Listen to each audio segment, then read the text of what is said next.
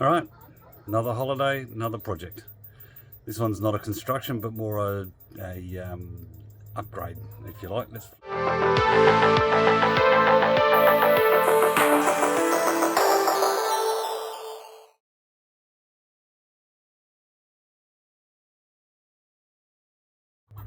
All right, so we're looking at the E-bed again, but what I want to do this time is take all of these weeds out and take all of these sleepers sections out and basically replace all of that with dolomite, because this is just an overgrown mess.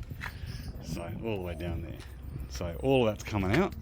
I'll put some I'm going to put some pool salt down there to sterilize our ground, and then weed mat, and then dolomite, and then that'll make it a whole lot easier to just operate in without growing weeds all the time and not getting invasive grass. So stay tuned.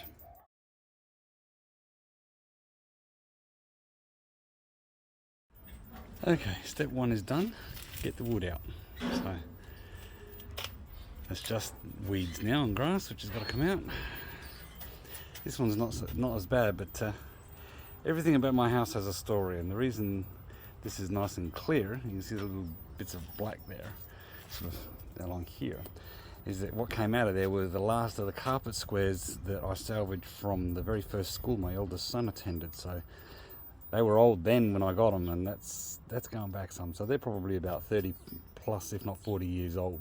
And there was like 3 or 4 there holding back the weeds, so they're now in the trash. This one is just, lots of grass in this one. That's going to be a pain. I've got to dig all this lot out and then just to run down to the chook gate. So yeah, I think I'm going to just break out the mattock and just carve through the top 2 inches, I guess, and pull all the horrible stuff out, and then we can get the weed mat and the pool salt down and the weed mat down. That'll hopefully sterilise the ground enough underneath the bed so that we don't get any more grass and whatnot coming through. It'll annoy the slugs that I found in there as well. They're going to hate that salt. I'm good on that. So stay tuned as I go get the mattock out and have another go. Okay, that's one down. Let's see what it looks like. Alright, so grass is out, and my velociraptors are thoroughly enjoying what I've just pulled out.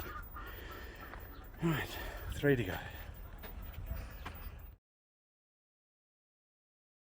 Okay, number 2 was a lot easier. Those carpet squares really did a good job of keeping the garbage out. So that's all cleaned up. I've worked my way now, starting on bed 3. Or part 3, I should say. Stay tuned. Okay, that's the 3rd one done. As I said, listen, we're long enough, the story's going to be found everywhere. And that right there is the remains of the very first irrigation system I set up in this yard. Back before it was a garden, it was just grass, and I ran pipe along there so I could water the grass that used to be here. Forgot it was there. I thought I dug it all out years ago. So we're down to the last one. I don't know if it's going to be easier or worse than the first one, because that's a lot of hard packed dirt and a lot of grass and weeds and shit. So it ain't going to get out by itself. Stay tuned. Okay, that's now all 4 pathways done. So you can see, taking the weeds out, drop the level just a little bit, cleaned it up a bit. Now we're going to go get the salt and shade cloth, and we can put this down. Stay tuned. Alright, now salt's down. I don't recommend everybody do this, but have a look, see what we got. Alright, so as you can see, I've put a fair bit of pool salt down, okay, and particularly around the edge of the beds, because I don't want slugs, I don't want grass, I don't want anything coming up through there. Also put some along the fence line there as well, so I don't know if that's just going to destroy the fence or if it's going to sterilise the ground enough to stop the weeds. I guess we'll find out in a little while. And as you can see, it's just done around mostly around the base. Again, same thing, like slugs, weeds, grass. I don't want any of it down here. So I've got this down there as a barrier, and we shall see what happens over the next, say, I don't know, 6 months once this is all done, because I'll get the weed mat down next, and then it'll be dolomite time. But I haven't got the dolomite delivered yet, so I've got to go down to the garden store tomorrow and get him to drop a ton of dolomite in a driveway, and then it's back on the shovel. So stay tuned. Okay, that's me done for the day. Let's have a look. Alright, as you can see, I've got the weed mat down over that salt. I've just got some bricks there to keep it in place overnight.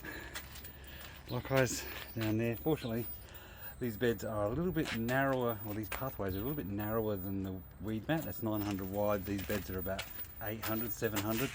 So we get to have some of the weed mat going up the sides a little bit, which will help contain it. So very happy with that. So now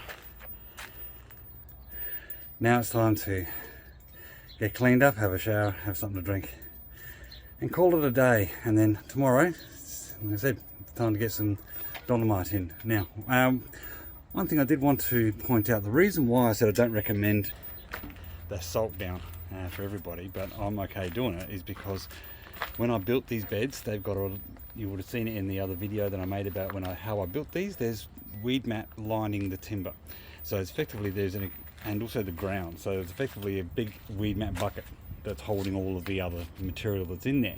So I'm using that to act as something of a barrier, so that when it rains like crazy, I water like crazy, and there's a lot of water going down there, I'm using that weed mat to act as a bit of a barrier for the salt. I don't want the salt leaching back up into the bed, so I'm hoping that the weed mat will stop that from happening. But I guess we'll find out 6 months from now. If everything dies, then I seriously screwed up. But if everything's going lush like it is now, check out the growth we got going in here. That's zucchini and cucumber, a little bit of corn down the end there.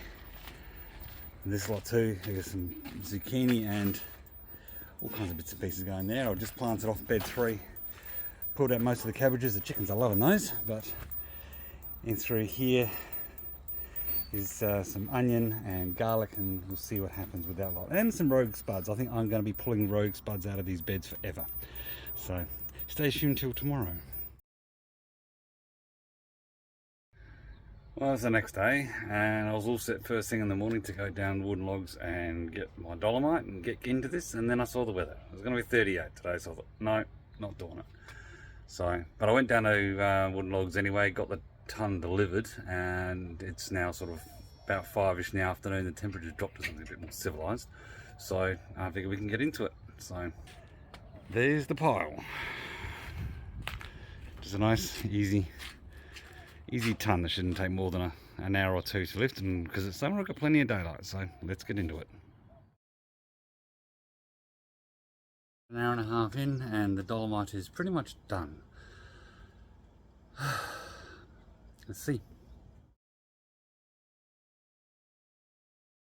There's a bit of a fall off there to the fence, and so it's gone in. It's good 5-10 centimeters deep through there, a bit across the front, and in through there. That's also probably 5 to 10 centimeters deep across the front. Down there it flares up a little bit at the back. I don't care about that too much. I've still got to tamp this down a bit, and then down to the chicken gate.